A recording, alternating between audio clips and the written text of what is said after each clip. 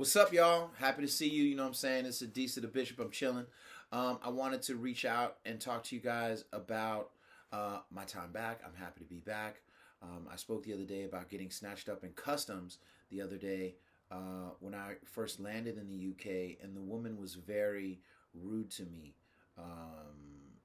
Pretty much on arrival, she was kind of bicker with me about having my phone on me. I thought it was hung up. I went to go hang it up again, and she was really like yelling at me or whatever. And it was at that point that I started just slowing my breathing, because I realized like she was trying to trigger me, right? And so once I realized she was trying to trigger me with her voice and the escalation, um, I made sure that I just turned everything down within myself. So I started doing 4-4-4 breathing, which is something that I started doing many, many, many months ago, years ago in general. But months ago, I started saying, as soon as I start feeling uneasy in the middle of a conversation, in traffic because someone cut me off, or someone says anything, I'm going to start checking my breathing to make sure I'm seeing things for what it is and staying grounded and not allowing this outside person to rattle me. I got chill. I said, no, I'm a law-abiding citizen everywhere I walk, so go ahead and look in the bag. She went through the bag, whatever. Then she goes through my jiu-jitsu bag, which is just a regular backpack.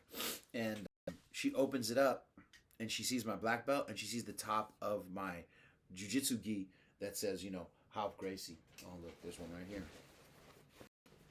You know what I'm saying?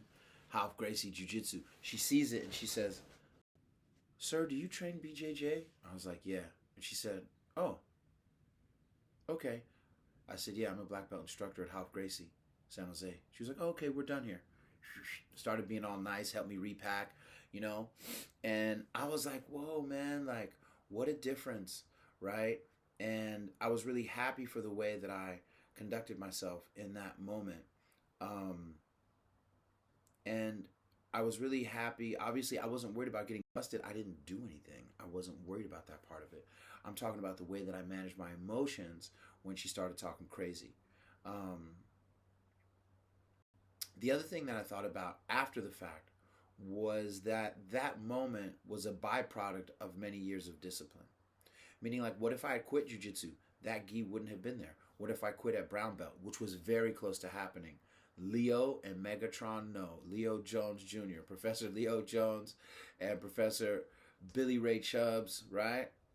Megatron, they know I was this close to quitting at brown belt, and they both wouldn't let me. And so I got to salute them now. Three Kings for making it happen. You know what I mean? For pushing me through, as well as all of my teammates and my instructor, Alan Gumby Marcus at Heroes. But it's a tough road trying to get to black belt. But had I quit, that moment wouldn't have happened, because there wouldn't have been no gi, wouldn't have been no black belt. So the ripple effect of discipline that discipline can have in our lives is huge. Absolutely huge. And so again, I'm always going to come back to this idea that working with Stoic practices and meditative practices and prayer practices, whatever your faith is, if you have it, or whatever your centering practices are, if you're a person who is not a person of faith, they pay off. But only if you actually do them, right? Only if you actually do them. And so I was going back through The Everyday Stoic, Simple Rules for a Good Life by William Mulligan, right? This is the official book of the Resilient Men's Group, which meets on Mondays online, 11 a.m. to 1 p.m. You're very welcome to be a part of the group. Just DM me at Bishop Chronicles to join, and we can start going. But hold on, I missed my part. Oh, I got so busy talking. I missed my what I wanted to share. So in here, on page 38, he says, when I visited the Shaolin Temple in Germany, Master Shi Hang Yi and I sat and talked with me for hours, speaking fluently at length about many ideas around mental development, spiritual growth, and uniting body and mind. Although he had never heard of Stoicism, he recognized that many Shaolin ideas and Stoic ideas echoed one another, which I've always believed. Because if you know me, you know that I've read a lot of Buddhism over the years. I started with the Dhammapada way back in the day.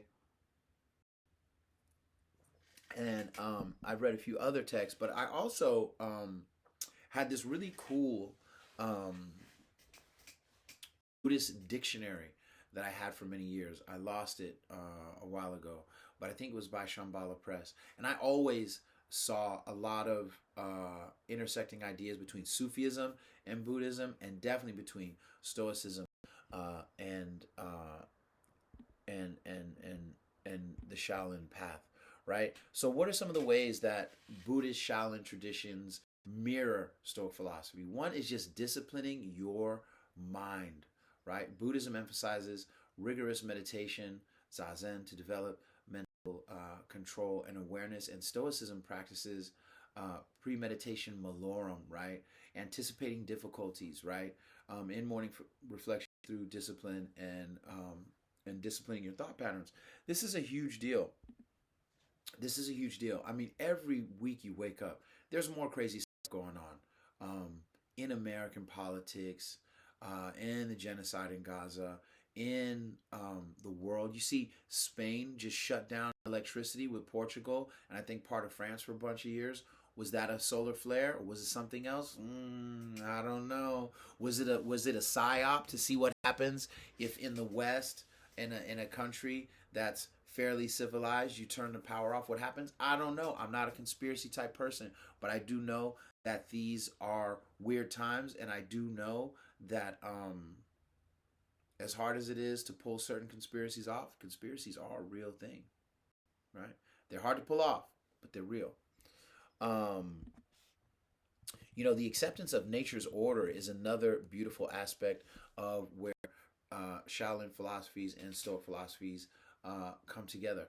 I still got to tell you, when I went to the UK, I went north to this area called Farndale, not farm, Farn, Farn, Farndale, and they had this great path with a creek, and I was so at peace, and it was crazy. It was the middle of the day, and the moon started rising over the mountains while the sun was up. And I don't know why. I got goosebumps right now. I don't know why, but like ever since I was a child, seeing the moon out while the sun was out struck me. I don't even know why. I don't even have, but that was incredible. Um, at such a beautiful time in nature, right? I put my phone down and left it alone, and I was fasting from my phone, and I was, like I was trying to explain to my cousin. He was like, "Man, I need to do a phone fast too, whatever, whatever." But I was trying to explain, it's not what you take away; it's what you put in. It's not what you take away; it's what you put in. So yeah, get rid of the phone. But if you're not in nature, if you're not journaling, look at this new journal I got from the British Museum. Are you kidding me? This is my new jiu-jitsu journal. What incredible hokusai. Look how the little thing, it locks right there. You feel me? It's off the chain. If you're not reading, right? How to Think Like Socrates. Donald J. Robertson. Unbelievable piece of work here for many reasons, but my favorite chapter, the female Socrates. I'm never going to stop talking about Aspasia. I want more people to know in general, but specifically women to know about Aspasia and her role in Socrates' life. And so, this thing about nature is so huge. When I was in nature, I felt so connected to the earth, to humanity, to myself, right? And in this world where we are, including me, lost in the phone. I'm online right now trying to talk to you, right? This aspect of connecting with nature is becoming bigger and bigger of a deal, right? And as the chaos expands, expands outwardly, we need to be expanding inwardly, right? I use this phrase all the time, expand inward, in regards to meditation, in regards to self-discovery, right? In regards to journaling and different Stoic practices. It's really important. Also, this idea of non-attachment, right? Wu Wei, non-forcing, letting go of outcomes while still taking appropriate action, right? This is huge, and it corresponds directly with the dichotomy of control, focusing only on what is within our power and releasing concern for the rest. That is a hard thing to do, but it must happen, especially in these times. because we're not having the impact that we would like to have in media. That's why media is out of control. We're not having the impact that we'd like to have in government. That's why government is chaotic and looking like it's running amok, and not serving the people, at least the American people, let alone so many others. And so, in these times, right, having clarity around non attachment and understanding what you do have control over is huge. Additionally, like body mind integration, right? Making sure that your body and mind is in sync. We get so far away from this. And look at our health. Look at American health. Frightening. I'm shook about my health, and people think I live super like a Shaolin monk, or I eat super monastery like or whatever. And I can tell you I don't. I have a super serious sugar addiction that I am struggling with right now. I'm struggling so hard with my sugar addiction. I'm either working out really good but eating kind of trashy, or eating really good but not working out. I'm rarely doing both. I'm rarely doing both. It is so hard. It is a juggle. But that's why we got to do it. And the thing is, now that I'm 55, I got to do it more than ever. Because my body needs it more than ever. My mind needs it more than ever. But I am struggling, right? I am struggling. And that brings us to the next point. Endurance through adversity, right? They have this concept in Shaolin called the concept of Chi Ku. I hope I said that right. Eating bitterness, right? Embracing hardship as a path to growth, right? Stoicism, right? The view of using obstacles as opportunities, right? Ryan Holiday's book, Obstacle is the Way. You know what I'm saying? Shout out to Ryan Holiday. Did you see? He just got the boot from being at this, I think, Naval Academy talk he was going to give. Because he was going to talk about how the government had removed books, and he was going to say something along the lines of, there's no reason for books to be removed from a library where warriors are. Something to that effect. Forgive me if I said it wrong. They didn't let him talk. And he didn't do the talk. He could have conceded. That's being a sincere, dedicated Stoic. I salute Ryan Holiday. I'm a big fan of all of his work. Legit. He's like a stone cold writer. And he has a lot of new books out. This new one out that just dropped is on wisdom. I don't think it's out, but it drops soon, unless it is out. Anyway, look up Ryan Holiday and see his stuff. But there is no book I have read of his that I have not liked. He's pretty amazing. Ego is the Enemy. Unbelievable. Courage is Calling. Incredible. Discipline is Destiny. Unbelievable. Right? And so just go get any book you like. Any book that appeals to you from Ryan Holiday. But I want to salute him for being a man of principle, because a lot of times the people that are pretending to be Stoic leaders and whatever, they're cornball weirdos who are rapping a lack of compassion, a lack of authentic wisdom. They're showcasing a lack of balance, and a sprinkle of cowardice, and they package it as what Stoicism is. And for that, I'm sorry. I can't take responsibility for them, but I'm sorry that so many people are exposed to and misled by those kinds of individuals. Ryan Holiday is not one of those individuals. And that makes me happy.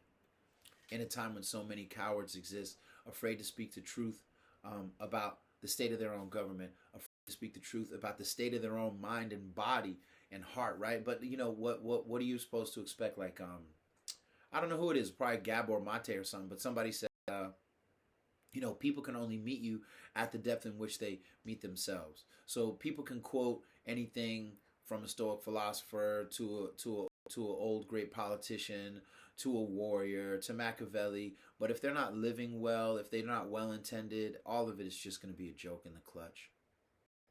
But you are not a joke. This moment is not a joke. The sacredness of this time is not a joke. The sacredness of humanity is not a joke. And so we have to take ourselves and our health and our opportunity to be really sincere lovers of ourselves, of our families and communities, of justice, right? Of compassion. Like we need to step into that authentically, right? And to do that um, requires a certain level of discipline and a certain level of authentic softness. I don't mean softness like collapsing. I mean softness like enduring. I mean softness like enduring. I was explaining to my jiu-jitsu students the other day that, you know, uh, doing yoga is really important to me. I don't think I would have made it to black belt without yoga. And that the reason is because I don't know how many times I didn't get hurt because I did yoga. And I'm no kind of super swami. I can't take this leg and put it behind my neck or anything bonkers, right? But I do have more flexibility probably than most 55-year-old men, and that's only because of yoga. And I really do believe that I didn't take on a lot of back injuries, leg injuries, hip injuries, shoulder injuries because of yoga. But I'll never know how many times I didn't get hurt because of that practice, right? But I was explaining that when you're too rigid in jiu-jitsu, things snap, things pop, things break. And you have to understand how to be soft authentically. It's called the gentle art. That's what jiu-jitsu means. The gentle art, so that you can endure things with gentleness, right? Not only physically, but hopefully philosophically. All right. So in any case, have a beautiful rest of your week. Okay, have a beautiful rest of your week. I look forward to seeing my students at Half Gracie, San Jose, and Santa Clara. I have some new exciting things to announce in regards to jiu-jitsu and chess in the coming weeks and months. And I appreciate your time. Have a very blessed day. You know what? You should go look up William Mulligan and his interview with that Shaolin monk. It's on YouTube. Definitely powerful. And I hope you have a fantastic day. All right? Peace.